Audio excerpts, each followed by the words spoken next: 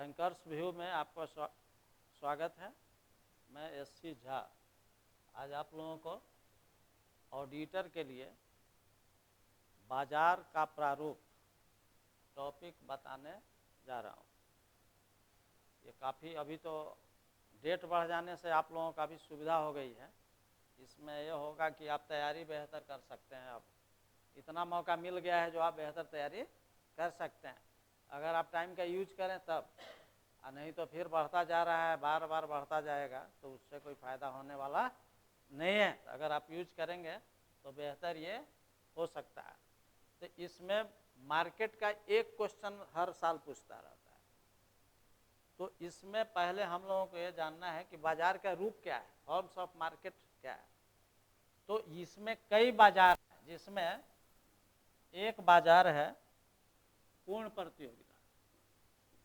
पूर्ण प्रतियोगिता यानी परफेक्ट कंपटीशन।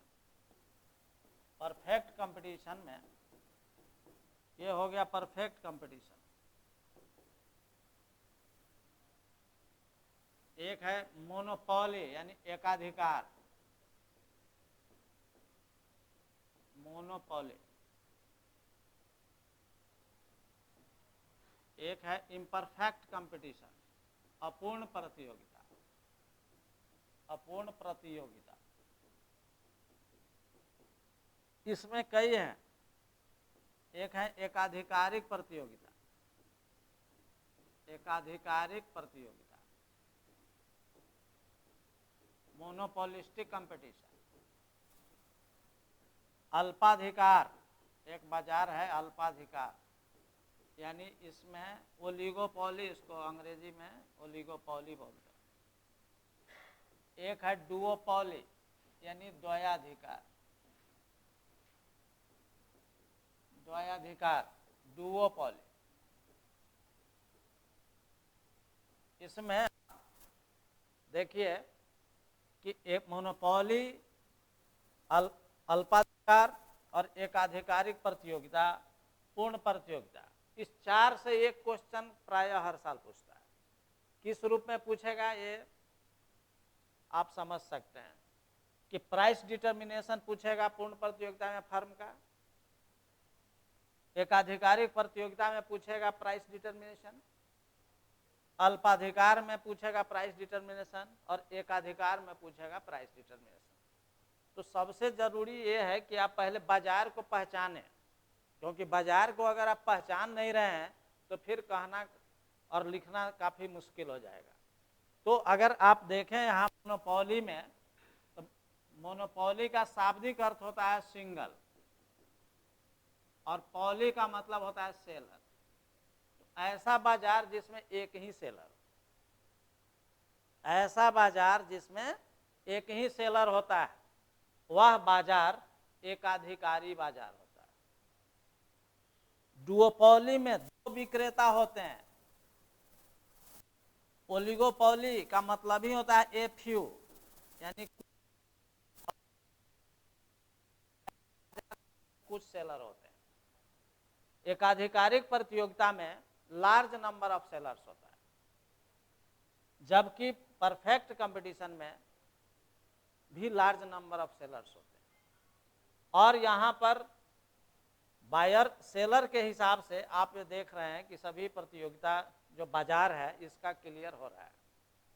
लेकिन अब इसमें अगर देखें तो जरूरत है कि इसमें बाजार में संतुलन के लिए कंडीशन क्या है, बाजार में संतुलन की शर्त क्या है। वो शर्त है, दो शर्तें।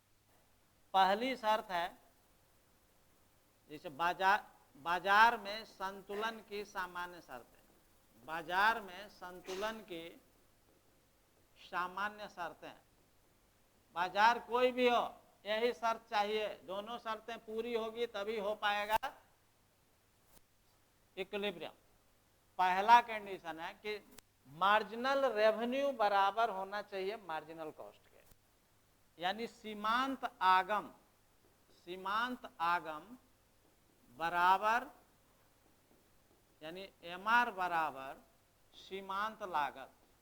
ये पहला और आवश्यक शर्त है। सीमांत लागत यानी मार्जिनल कॉस्ट। दूसरी शर्त है कि एमसी एमआर को नीचे से काटे, नीचे से काटे। पहला है आवश्यक शर्त, दूसरा है पर्याप्त शर्त। ठीक है, पहला आवश्यक शर्त है, दूसरा है पर्याप्त शर्त। यानी कोई जरूरी नहीं है कि पहला पूरा हो जाए तो बाजार फर्म संतुलन में होगा या एकाधिकारी संतुलन में होगा, इसलिए दूसरे शर्त को पूरा होना अनिवार्य है। ये दोनों शर्तें पूरी होनी चाहिए, चाहे पूर्ण प्रतियोगिता में फर्म के लिए हो या एकाधिकारिक प्रतियोगिता में हो या अल्पाधिकार और एकाधिकार में हो। तो ऐसी स्थिति में अब हम लोगों को सबसे पहले ये जानना है कि बाजार में पहचाने कैसे कि एकाधिकारी है। तो यहां पर एक विक्रेता है, इसकी प्रमुख शर्त जो विशेषता है कि एक विक्रेता होता है, दूसरा है कि वस्तु का कोई भी क्लोज सब्स्टिट्यूट नहीं होता, यानी निकट का स्थानापन्न वस्तु होता ही नहीं है।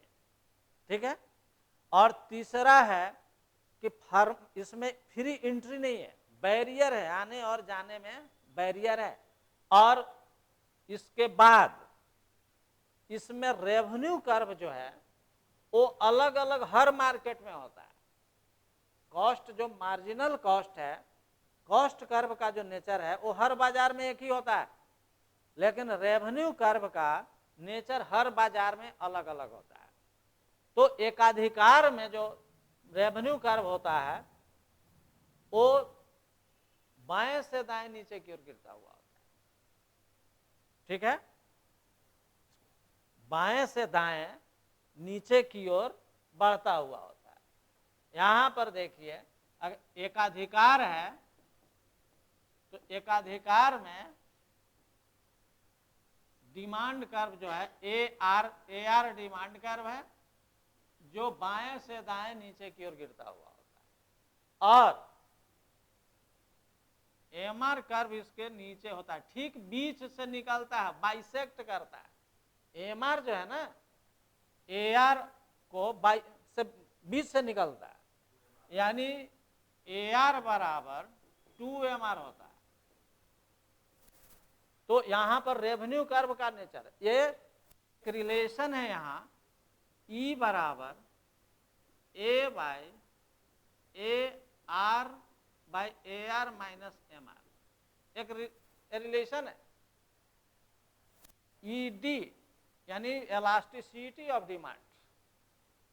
तो ऐसी स्थिति में आप देख रहे हैं ना, ये ध्यान दीजिएगा, यहां पर जो कॉस्ट कर्व अगर हम ड्रॉ करेंगे, मार्जिनल कॉस्ट कर्व अगर हम ड्रॉ करते हैं जो यू शेप्ड होता है, मार्जिनल कॉस्ट कर्व जो यू शेप्ड होता है, अगर हम इसको ड्रॉ कर रहे हैं मार्जिनल कॉस्ट, तो यहां पर देखिए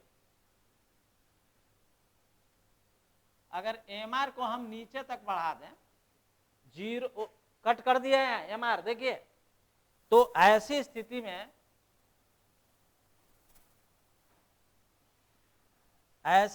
में जो आप देख रहे हैं ना, एक सावधानी ये रहनी चाहिए कि जो प्रोड्यूसर प्रोडक्शन करेगा वो जहां एमआर कट कर रहा है उसके ऊपर, देखिए उसके ऊपर से बाईं ओर ही, माने इसके बाईं ओर ही प्रोड्यूसर इक्विलिब्रियम में होगा। ये ध्यान रखने की चीज, यानी जब भी आप बनाते हैं तो उसको अगर खींचते हैं ना तो एमआर ऊपर तक ही प्राय खींच लेते हैं, लेकिन यहां से अगर आप देखते हैं तो प्रोड्यूसर इक्विलिब्रियम में इस पॉइंट से पहले ही होगा। अगर इसको एन पॉइंट नाम दें तो इसके पहले ही प्रोड्यूसर प्रोडक्शन करेगा, मोनोपोलिस्ट, इसके दाईं ओर नहीं, क्योंकि मार्जिन रेवेन्यू निगेटिव हो गया, एन के बाद मार्जिन रेवेन्यू निगेटिव है, इसीलिए उसके बाद प्रोड्यूसर प्रोडक्शन नहीं करता।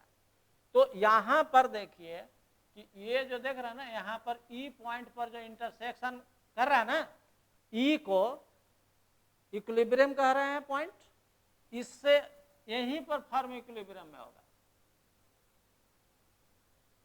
ये आउटपुट इतना OQ आउटपुट हुआ और यहां पर OP प्राइस हो गया, ये स्थिति है। यानी OP प्राइस पर OQ आउटपुट कर सकता है प्रोड्यूसर। इसके देखिए अब यही इक्विलिब्रियम पॉइंट है। किसी भी स्थिति में मार्जिनल रेवेन्यू के जीरो होने के दाहिनी ओर प्रोड्यूसर प्रोडक्शन नहीं करता है, क्योंकि मार्जिनल रेवेन्यू निगेटिव हो जाता है। क्लियर है भाई? ये नेचर है एकाधिकार में इस कर्व की। तो यहां पर अब इसमें अगर देखते हैं, और ये रिलेशन देखिए, ये काफी महत्वपूर्ण रिलेशन है जो मिसेस जॉन रॉबिन्सन ने दिया है, ये रिलेशन। तो एकाधिकार में अब जो स्थिति होती है इसमें सूचना देने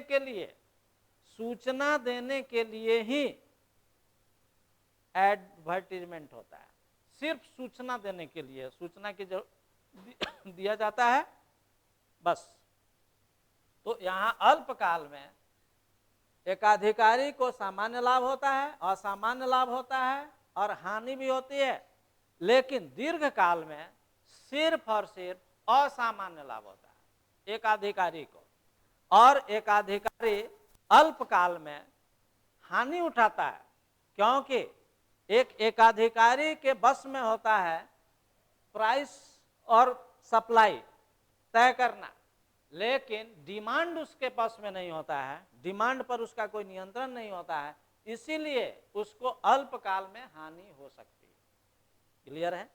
ये चीज यहां पर एकाधिकार की स्थिति है। अब देखिए, अब अगर ये स्थिति है मोनोपोलिस्टिक कंपटीशन का, एकाधिकारिक प्रतियोगिता का, इसमें आप एकाधिकारिक प्रतियोगिता, इसमें आप देख रहे हैं इसका कैरेक्टर यही रियल वर्ल्ड में यही पाया जाता है, रियल वर्ल्ड में यही पाया जाता है। इसमें आप देख रहे हैं क्योंकि सेलर की संख्या इसमें अधिक हो जाती है, लार्ज नंबर ऑफ सेलर्स, और वस्तु विभेद होता है। वस्तु विभेद का मतलब क्या है? वस्तुओं में कुछ कुछ अंतर होता है जो आपस में सब्स्टिट्यूट, क्लोज सब्स्टिट्यूट होती है। जैसे टूथपेस्ट है, किसी भी कंपनी का टूथपेस्ट आपस में क्लोज सब्स्टिट्यूट है, क्योंकि उसका काम है दांतों की सफाई करना, क्लोज सब्स्टिट्यूट है। तो रियल वर्ल्ड में तो यही पाया जाता है ना। अगर अगर बाजार में एक ही विक्रेता है तब वो मोनोपोलिस्ट होगा, लेकिन जो रियल वर्ल्ड में देखा जाता है 1933 के बाद, जब मिसेस जॉन रॉबिन्सन और ये चैम्बरलिन ने अपूर्ण प्रतियोगिता और एकाधिकारिक प्रतियोगिता का कॉन्सेप्ट दे करके रियल वर्ल्ड में बतलाया कि ये पाया जाता है किसी वस्तु के एक से अधिक विक्रेता होते हैं और वो एकाधिकारिक प्रतियोगिता में होते हैं, तो यहाँ पर जो इसके लिए मांग वक्र होगा, डिमांड कर्व है, वो ज्यादा फ्लैट होगा क्योंकि विक्रेता की संख्या अधिक है। यहाँ पर भी जो मार्जिनल रेवेन्यू है वो बीच से ही निकलेगा, देखिए। और यहाँ फिर वही यू शेप मार्जिनल कॉस्ट होता है, जो यहाँ जहाँ ई पॉइंट पर इक्विलिब्रियम में होगा फर्म, और यहाँ देखिए ये प्राइस हो रहा है और ये OQ आउटपुट हो रहा है। अगर यहाँ E1 पॉइंट पर बात अगर करें तो E1 पॉइंट पर फर्म जो है ना संतुलन में नहीं है, क्योंकि वहां दूसरी शर्तें पूरी नहीं हो रही, दूसरी शर्तें पूरी नहीं हो रही, इसीलिए। और यहाँ दोनों शर्तें पूरी हो रही, बराबर भी है और कट भी नीचे से कर रहा है। तो यहाँ पर ये साफ क्लियर है कि रियल वर्ल्ड में एकाधिकारिक प्रतियोगिता पाया जाता है जो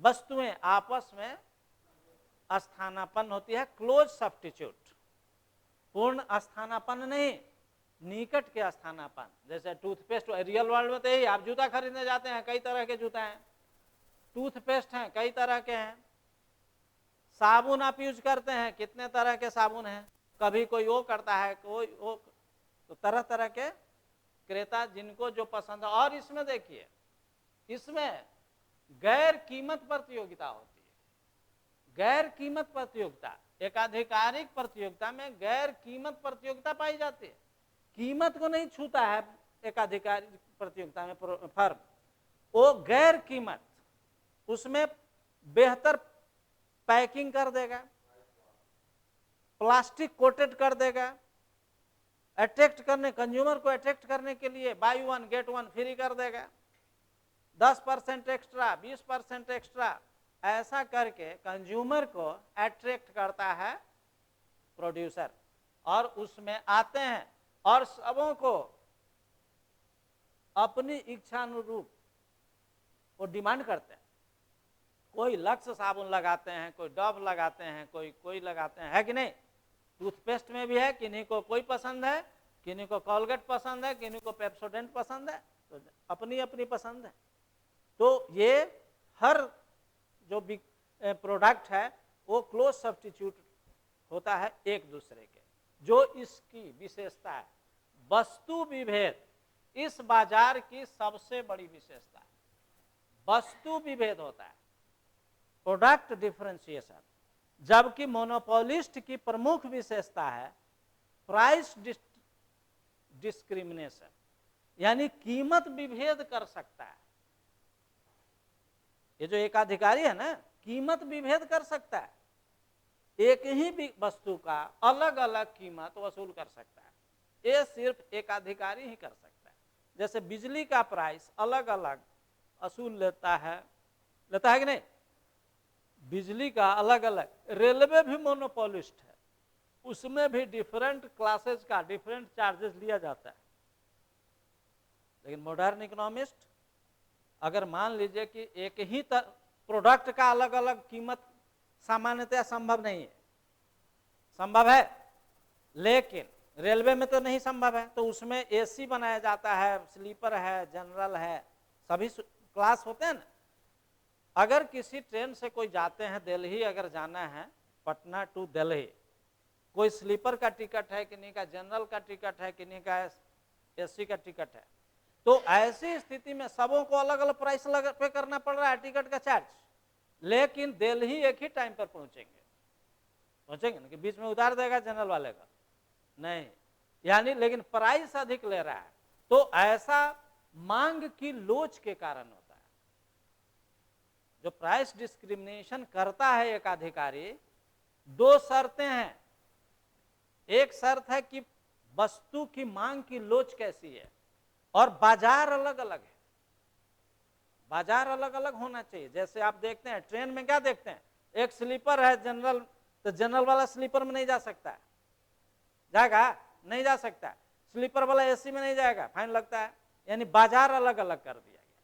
तो ऐसी स्थिति में मांग की लोच के हिसाब से ही कीमत का निर्धारण होता है। अगर मांग की लोच बेलोचदार है तो उसमें कीमत अधिक रखता है एक अधिकारी, और मांग की लोच अगर लोचदार है तो उसमें कीमत कम रखता है। तो ये गुण एक काफी महत्वपूर्ण है, और यही एक इसी के ग्राउंड पर एक अधिकारी डंपिंग करता है। गवर्नमेंट डंपिंग, जो राशिपातन जो सुनते हैं आप, वो यही है, प्राइस डिस्क्रिमिनेशन ही है, कि देश में महंगे कीमत पर, विदेश में सस्ते कीमत पर बेचना ही डंपिंग है।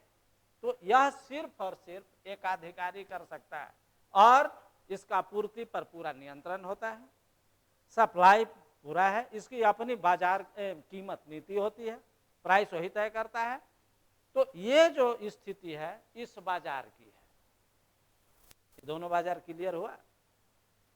और एक पूर्ण प्रतियोगिता की स्थिति देखिए, यहाँ देखिए, इसमें रेवेन्यू कर्व देखिए, यहाँ आप रेवेन्यू कर्व कैसा है, ये AR है parallel to X axis, AR ही MR है। इसका प्रमुख कैरेक्टर क्या है, क्रेताओं और विक्रेताओं की संख्या इसमें अधिक होती है। क्रेताओं की संख्या सब में अधिक है, विक्रेताओं की संख्या अधिक होती है, वस्तु समरूप होती है, ये इसकी विशेषता है। वस्तु समरूप है तो एडिशनल यूनिट को सेल करने पर रेवेन्यू जो आ रहा है ना वो AR के बराबर हो जाता है। इसीलिए AR MR दोनों एक ही रेखा होती है और AR जो है इसी पर MR रेखा भी पड़ी हुई है। क्लियर है? अब देखिए एकाधिकार की में डिमांड कर्व कैसा है, एकाधिकारिक में कैसा है और पूर्ण प्रतियोगिता में कैसा है। तो पूर्ण प्रतियोगिता में जो फर्म है, यहां देखिए ये प्राइस टेकर है, ये जो है ना प्राइस टेकर है, ये यहाँ प्राइस मेकर है, स्वयं कीमत का निर्धारण करता है। तो ये जो है ना यहाँ इसका देखिए इक्विलिब्रियम यहां पर हो रहा है, देख रहे हैं ना, OQ यहां पर प्राइस है, OP प्राइस और OQ आउटपुट हो रहा है, इसी जगह इक्विलिब्रियम में होगा, संतुलन में होगा। तो ऐसे पॉइंट पर यहां अगर C पॉइंट है तो यहां पर इक्विलिब्रियम नहीं है क्योंकि दूसरी शर्तें पूरी नहीं हो रही है। तो इसमें क्या है, वस्तु समरूप होती है। तो जब वस्तु समरूप है तो कोई दिक्कत ही नहीं है, AR बराबर MR है, संतुलन। और यहां पर ये बात क्लियर देख लीजिए कि की जरूरत ही नहीं है क्योंकि वस्तुएं समरूप है, कोई विज्ञापन नहीं चाहिए। लेकिन इस बाजार में विज्ञापन होता है, एक आधिकारिक प्रतियोगिता में सेल्स प्रमोशन करना होता है, उसके लिए प्रोड्यूसर आगे आते हैं, तरह तरह के उपाय सुझाते हैं बाजार में। ग्राहकों को अट्रैक्ट करने के लिए वे सेलिंग कॉस्ट का यूज करते, सेलिंग कॉस्ट बियर वो करना पड़ता है उनको, और ऐसी स्थिति में कंज्यूमर को अट्रैक्ट करते हैं। तो यहाँ देखिए ये बाजार जो है पूर्ण प्रतियोगिता में फर्म की का संतुलन है, दीर्घकाल में सिर्फ और सिर्फ सामान्य लाभ होता है। अल्पकाल में तीनों स्थिति से गुजरना पड़ता है, लेकिन दीर्घकाल में सिर्फ सामान्य लाभ होता है। अब यहाँ बात तीनों के बात को समझ लीजिए, यहाँ पर अल्पकाल में सामान्य लाभ, असामान्य लाभ और हानि तीनों होती है। ये स्थिति एकाधिकारी के लिए भी है, अल्पकाल में सामान्य लाभ, असामान्य लाभ और हानि तीनों होती है। इसके लिए भी वही है, एकाधिकारिक प्रतियोगिता में भी सामान्य लाभ होता है, असामान्य लाभ होता है और हानि होती है अल्पकाल में। लेकिन दीर्घकाल में फर्म को सिर्फ और सिर्फ सामान्य लाभ होता है। ठीक, दीर्घकाल में फर्म को सिर्फ और सिर्फ सामान्य लाभ होता है, एकाधिकारी को दीर्घकाल में सिर्फ असामान्य लाभ होता है, और एकाधिकारिक प्रतियोगिता में सिर्फ सामान्य लाभ होता है। यहां पर दीर्घकाल में फर्म संतुलन में, यहां समूह संतुलन का कॉन्सेप्ट है, ध्यान रखिएगा। प्रश्न पूछ सकता है कि फर्म संतुलन पर नोट लिखें, तो दीर्घकाल की व्याख्या करनी है इसकी, क्योंकि फर्मों का समूह है इसीलिए फर्म संतुलन में कहा जाता है। और इस बाजार में एक्सेस कैपेसिटी पाया जाता है, इस बाजार में एक्सेस कैपेसिटी पाया जाता है फर्मों के पास। एक्सेस कैपेसिटी का मतलब यह है कि अधिक क्षमता है, एक्सेस कैपेसिटी है उसके पास, अपनी पूरी क्षमता का यूज वो नहीं करता है।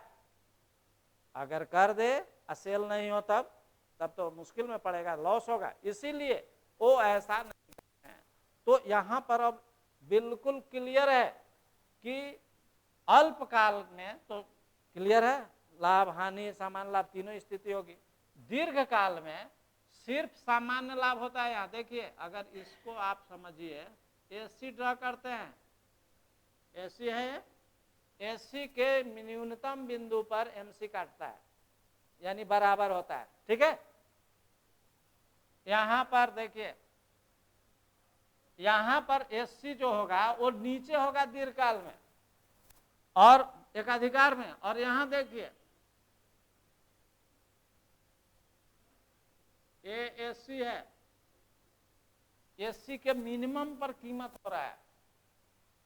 यहां पर बात समझने की है कि पूर्ण प्रतियोगिता में जो कीमत होती है ना, एसी के मिनिमम बिंदु पर होता है, इसीलिए उससे कम कीमत हो ही नहीं सकता है, यानी उपभोक्ताओं का शोषण नहीं हो सकता है। पूर्ण प्रतियोगिता अगर बाजार में एग्जिस्ट करे तो उसमें शोषण नहीं हो सकता है। लेकिन यहाँ देखिए एकाधिकारिक प्रतियोगिता में मिनिमम जो एसी है ना, उससे बाईं ओर ही कीमत का निर्धारण हो जा रहा है, उसके बाईं ओर ही कीमत का निर्धारण हो रहा है। यानी ई पॉइंट अगर इवन पॉइंट है तो यहाँ देखिए Q1 एक्सेस कैपेसिटी फर्म का है, और इसमें एक बड़ी विशेषता है, साहसिक मान्यता इसमें एक है जो किसी बाजार में नहीं। हीरोइक एजम्पशन है इसका, यानी कोई भी फर्म फ्री एंट्री है इसमें, फ्री एंट्री पूर्ण प्रतियोगिता में भी है, एकाधिकार में फ्री एंट्री नहीं है, एकाधिकारिक प्रतियोगिता में फ्री एंट्री है। ऐसी स्थिति में जो फर्म एंट्री करता है ना, कोई भी फर्म एंट्री करता है, चाहे साबुन बनाने वाला, सर्फ बनाने वाला, कोई भी, तो वो ये सोच के चलता है, दूसरे को सोच के चलता है कि उससे हमको कोई लेना देना नहीं है। तो ये कम साहस की बात है, ये तो बड़ी साहस की बात है। उसका प्राइस, उसका कॉस्ट सब कांस्टेंट मानता है और स्वयं बाजार में एंट्री करता है, और अल्पकाल में सामान्य लाभ भी झेलता है, असामान्य लाभ भी झेलता है और हानि भी झेलता है। लेकिन दीर्घकाल में इसी उम्मीद से कि सामान्य लाभ मिलेगा, जिसको शून्य लाभ भी कहते हैं, तो ऐसी स्थिति में वो बाजार में रहता है। और सामान्य लाभ आप जानते हैं, सामान्य लाभ वह लाभ है जो बाजार में किसी फर्म को रहने के लिए पर्याप्त है। तो ये इसकी बातें संक्षिप्त बातें हैं। इसमें फिर आप सभी ऑडिटर, AA के जितने भी एस्पिरेंट हैं, अगर आप तैयारी कर रहे हैं तो निश्चित रूप से संस्थान से जुड़िए। आपको इसी तरह हर टॉपिक की चर्चा हम लोग करते हैं, हर टॉपिक को बेहतर तरीके से ग्राफिकल प्रेजेंटेशन से बताते हैं, ताकि आपकी कोई समस्या नहीं रहे, और फिर तब आपकी जीत निश्चित है। क्योंकि ये जान लीजिए, बेहतर ज्ञान बेहतर भविष्य, बेहतर ज्ञान होगा, भविष्य बेहतर होगा, और फिर आप सबों की के लिए शुभकामना है। फिर हम लोग आगे के वीडियो में